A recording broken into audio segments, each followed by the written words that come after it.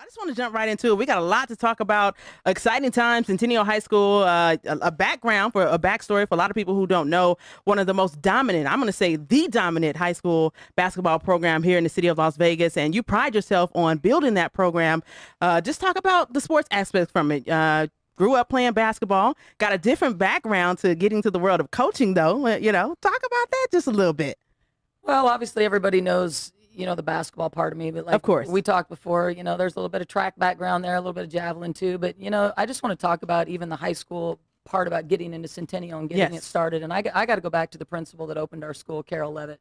I mean, she based opening that school on our athletics teams and her sports teams. And don't get me wrong, she's all about academics and activities, but she knew if she had strong based athletics that it was going to be a rocking school. And she definitely prided herself on getting the top coaches and making sure that we were on our A game and coaching to the best of our ability. And I think that's what made Centennial strive. And I think that I'm one of those achievers that she wanted. I want to be the best at what I can do. And it's what I wanted to do when I opened Centennial. I mean, when you open a high school, you want it to be the best of the best. For sure.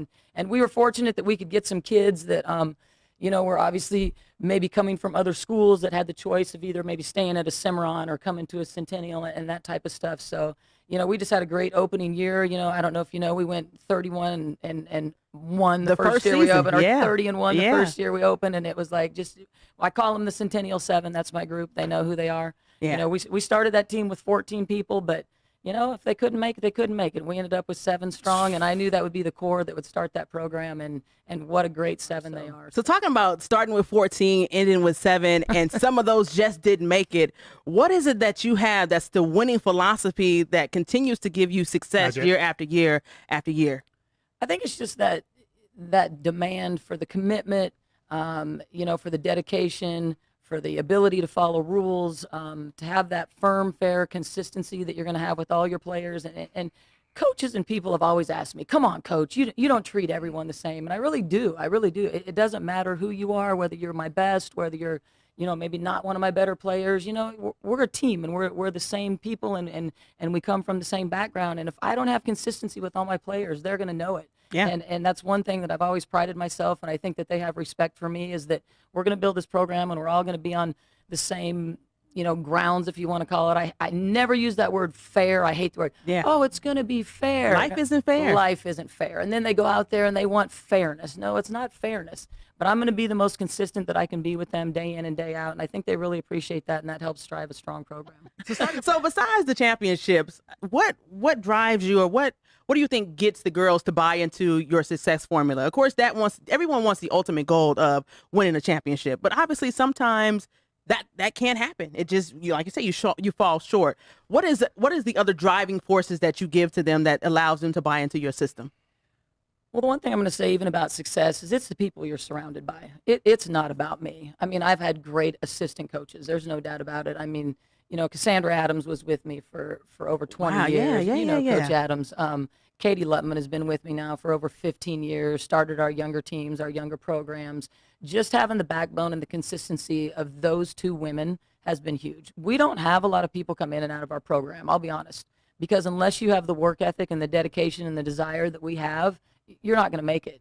Like, it's not going to be, Coach, I can't come today because that's not an option. Like, Unacceptable. not coming is not an option. And you require that of your coaching staff 100%. and your players. 100%. Dedication. Like, if you ask my kids right now, come on, your coach walks in late sometimes. No, she doesn't.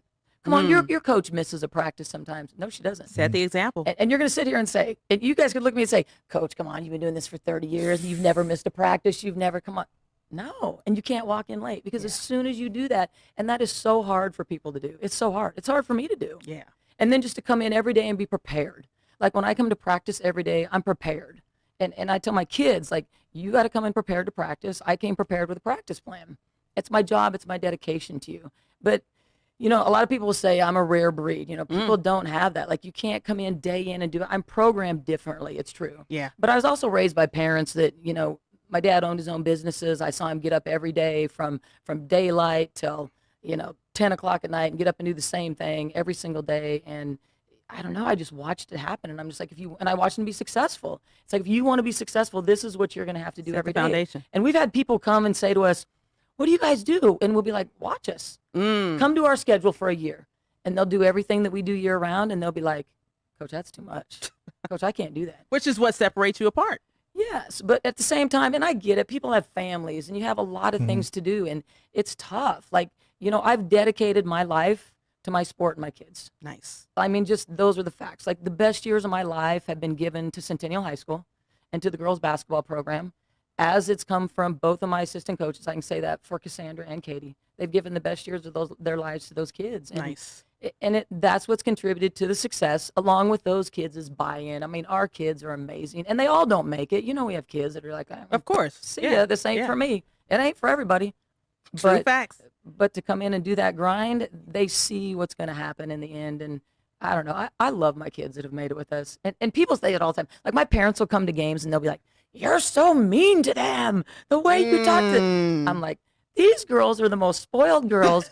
We tell them I can believe that. how much we love them. We do this. We I can do believe that. But you're right. You only see me get on them during a game.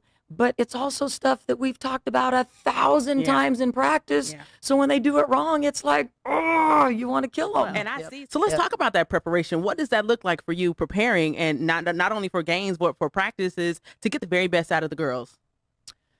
Well, every year your teams are going to change and your personnel is going to change. And I think that's the benefit with us doing like a spring and summer program. Okay. So when we have the transition of players, we're able to go through a lot of things in the spring and summer, make those adjustments, see where our strengths are going to be.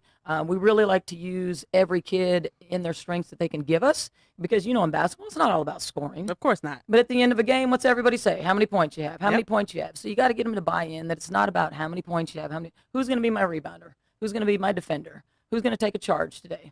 Whatever you need to do to motivate kids. But I think that that's also been a big key to our success, is we have that spring, that summer, and that fall time to work out all the kinks. And that goes along with finding kids that want to be a part of that program and don't want to be a part of that program. But it's not, okay, wait, I got to stop for one sec. Okay. Before you go, I got to pay respect where respect is due. Okay. Because we say that Reno dominated all those years. So I ain't going to lie. When I first started coaching, I started going up there because I thought, what's the secret? What's the trick? Yeah. Something that's going on. Scout. We don't just lose year after year after year after for 20-some years. Yeah. We got the athletes. We got the players. We got the ballers. What's going on? Well, don't tell me it's like that team in Ohio that had. they weren't doing that up there, were they? No. Okay, go ahead. I'm sorry, Coach. You remember McQueen? Yes. McQueen back was in the very day. dominant. Dominant. Yes. Why is McQueen so dominant? Like, I want to know. And they're like, well, their coach is like the weight training coach. Okay, so he's a weight training coach. What's that got to do with anything? That don't. Coach. His girls are like machines. They're like machines. Programmed. In the weight room, conditioning, and we played them back in the day. And they're right. They're like, they are programmed to just wear you out. And they're just so mentally there. And when we would play them, you're right. It's like people were in a game with them for a half, in a game with them for 3/4, and then the wheels started wobbling. Fourth quarter, it's a wrap. Because it ain't right here. And I thought, now that's key. Because and we all know that sports, life, anything. If I can get my head and my brain right, it's going to control the rest of my body. I tell my kids that every day in conditioning. The mind's a powerful thing. Yeah. The mind controls the body. And we talk about body language violation. We call them BLVs. I tell them all the time, when you start looking all crazy, BLV, and they'll be like, what? I tell my little nephew that as well. He's 13, and he plays on the court. He goes to the bench. I'm like, your body language. That's one of the first things a coach picks up on if they're recruiting you, is your body language, which says a lot about your characters. It says a lot about what type of teammate you are. Body language, you've heard it from the GOAT. Body language is important. But your kids got to buy into it too. So someone could listen to this tonight, and they're going to be like, okay, we're going to beat Centennial because we're going to get mentally tough and physically tough. Oh, that takes years and years, though. Them kids have really got to get that embedded. And that's one thing Katie's done with our little ones. She's always said that. I just want them tough for you. Nice. If I can get them tough for you, then the rest is going to come easy when they get there. So we have started. you've been nationally ranked, and I can't think of any other local teams I can count on one hand that has gotten that type of recognition. Correct, especially in the state of Nevada. For sure. In recent years. And like I said, people could say, oh, that's the key.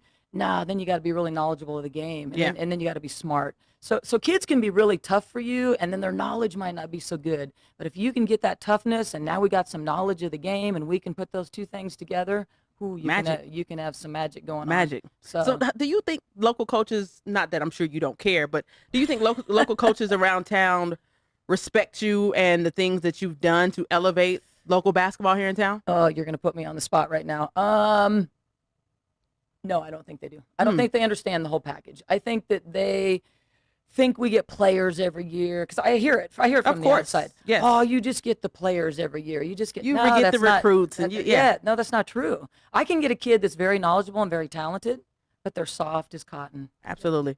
That ain't gonna win us a championship. You can have a lot of great players that are soft and ain't gonna do it, and I can have a lot of dogs that aren't very knowledgeable. That ain't gonna do it either. Yeah. But if you don't have, and I can piece together some packages too. Maybe you're a dog, you're not so knowledgeable, but I can have a knowledgeable kid on the floor with you that's got a lot of dog in her, and we can make a lot of things work. I think that's been really key to our success too, is we've really been able to put people in the right places and piece those pieces together. And it isn't all about me. Like I said, I give a lot of credit to my assistants, to people that have helped me on the outside. Like, everyone says it, it isn't all about the person at the top. It's the people that surround them. People want to be a part of your system. After you build the program, they come. Absolutely. They come. I go home at night and have my Answer cocktails. emails. I don't need emails. I don't have to sit there and try to go out and find players. Yeah. If you build the system and you build the program, people want to come to it. They want to come to where this is they know what's going to happen year round. They know that you're going to be a part of it year round. They can trust you. I think that's really important, is the trust issue of everything, and the consistency. When we give you a practice schedule, here it is for 3 months. There's not going to be much deviation. Put it on your calendar. Let's go with it. Schedule your doctor's appointments, your dentist appointments, your hair Around this appointments, your schedule. nail appointments. Don't tell me what's coming up next week that you've got to get your hair cut, because you've had that schedule for 3 weeks that should have been plugged in a spot where there was nothing going on. I got to get to this, and this is So, juicy. so a young lady on the line said, "What happens if we bring our phones to practice?" Her name is I'm stealing this from Whitney Price. Whitney Price. Yeah. Yeah. What would you do to them if they bring their phone to practice? Well, they don't bring them to practice. Well, they do, but if they ring, then as soon as it rings, They got we to have lapse? consequences. But I haven't had a phone ring in my practice for years. Oh, they know better. All right, let's do this real quick. They know We better. got to call the How do you caller. keep your on the players staying humble? Of course, a lot of, as much as people hate on you and feel that you whatever issues you have, your players, I'm sure, receive some of that backlash as well. How do you keep them humble? Oh, we're the best at keeping them humble too at the same time. Oh, I'm sure. It's a fine line, because you got to keep them. Like I said, we love them and we want them to be feeling like they're the best all the time. sure. But you got to challenge them all the time too. So sometimes during that spring and summer, we ask them, what have you won? What's on your back? What's on your name? And don't be the one that maybe just lives from what someone else did, and they talk about them. Let them talk about you and what's going to be your legacy and what are you going to build for yourself. But like I said, each and every one of them is so important. And when a team is so talented, it isn't sometimes, your top 7, 8, 9 are your best, but they wouldn't be that without 9, 10, 11, and 12. All of them playing together every day makes each other great. So our teams, when we had our Centennial 7, they were good, but it was just like the 3 against the 4, the 3 against the 3 all the time. And now we just have those kids where our teams have just been so solid, like 1 through 12, that's what kind of makes you that nationally ranked team too. For sure. So. For sure.